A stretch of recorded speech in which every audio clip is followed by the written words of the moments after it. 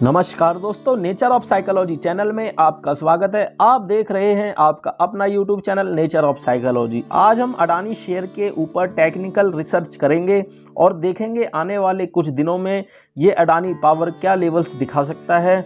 और आज आखिर लग ही गया इसमें अडानी पावर में अपर सर्किट।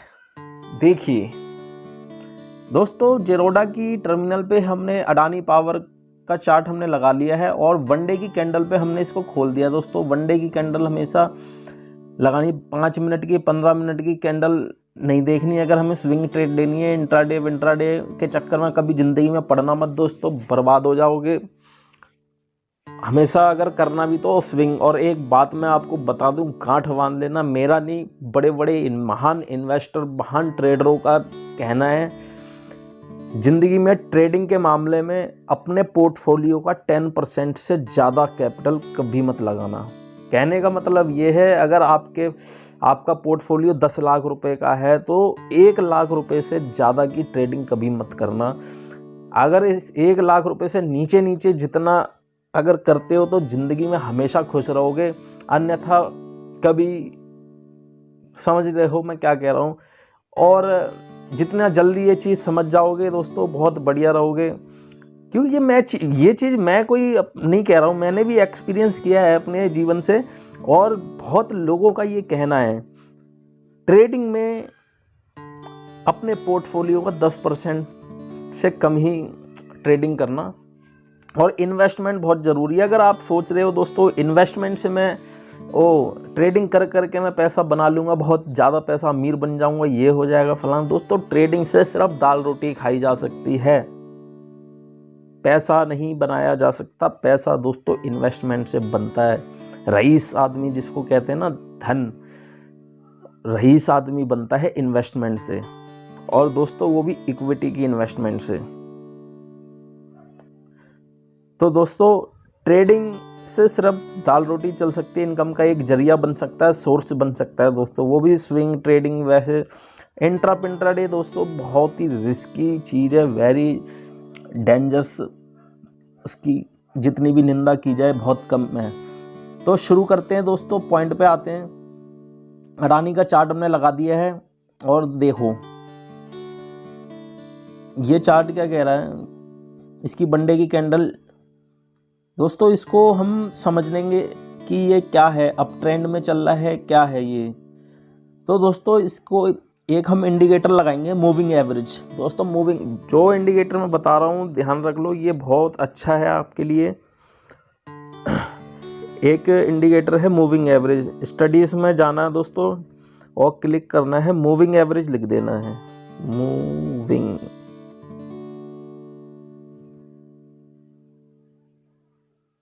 ये मूविंग एवरेज हम लगा देंगे दोस्तों, सिंपल वाली पहली जो सिर्फ मूविंग एवरेज लगा हुआ है उस पर दोस्तों ये 50 डे की जो मूविंग एवरेज है, 50 डे को हटा के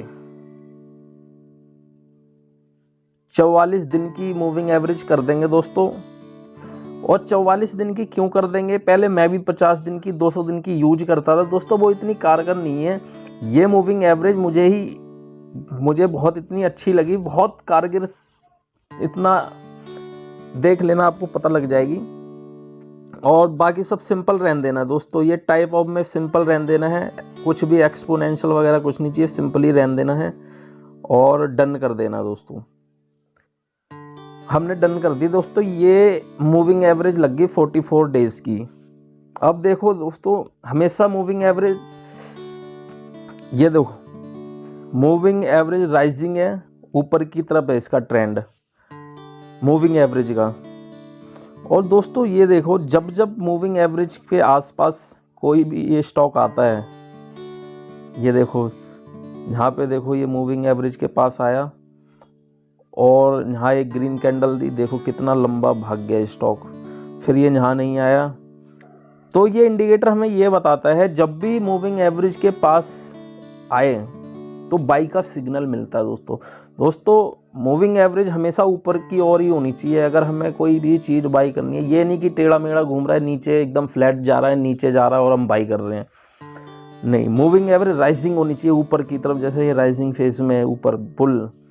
तो ऐसे में जब भी कैंडल इसके टच करे या टच के आसपास हो नियर, जैसे ये बहुत एकदम पास में है, यहाँ पे बाइंग की पोजीशन बनती दोस्तों। ये देखो यहाँ पे बाइंग का इंडिकेटर मिल गया था, और जब भी मूविंग एवरेज के पास ये आए और एक ग्रीन कैंडल बन जाए तो समझ लो वो एक इंडिकेटर है बाइंग करने का, और वहाँ से ये स्टॉक बहुत 90% चांस हैं कि वहाँ से ऊपर जाएगा दोस्तों। ये स्विंग ट्रेडिंग करने वालों के लिए बहुत अच्छा टूल है दोस्तों, इंडिकेटर है। तो दोस्तों जैसा कि ये देखो यहाँ पे एक इंडिकेटर दिया था, एक कल की डेट में ग्रीन कैंडल बनाई थी, और आज इसमें अपर सर्किट देखने को मिला है दोस्तों, और हो सकता है अपर सर्किट 2-3 दिन तक चले इसमें।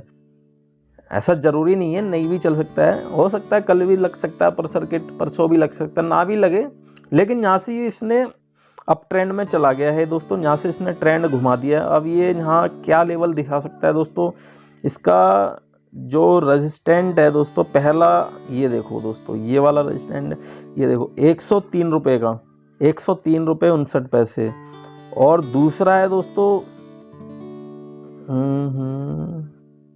107 रुपये 68 पैसे के आसपास का।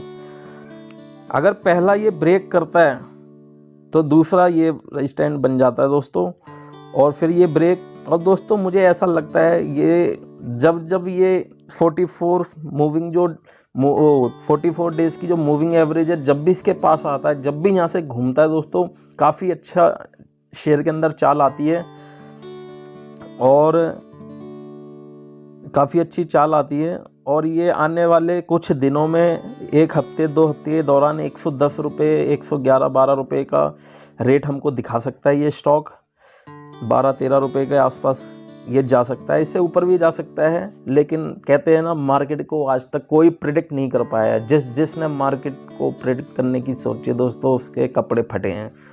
तो आई होप दोस्तों, मैं आशा करता हूँ आपको ये वीडियो कैसी लगी होगी, अच्छी ही लगी होगी। अगर अच्छी लगी तो वीडियो को लाइक, शेयर और चैनल सब्सक्राइब कर देना, और आपका जो भी सुझाव हो कमेंट सेक्शन में ज़रूर बताना।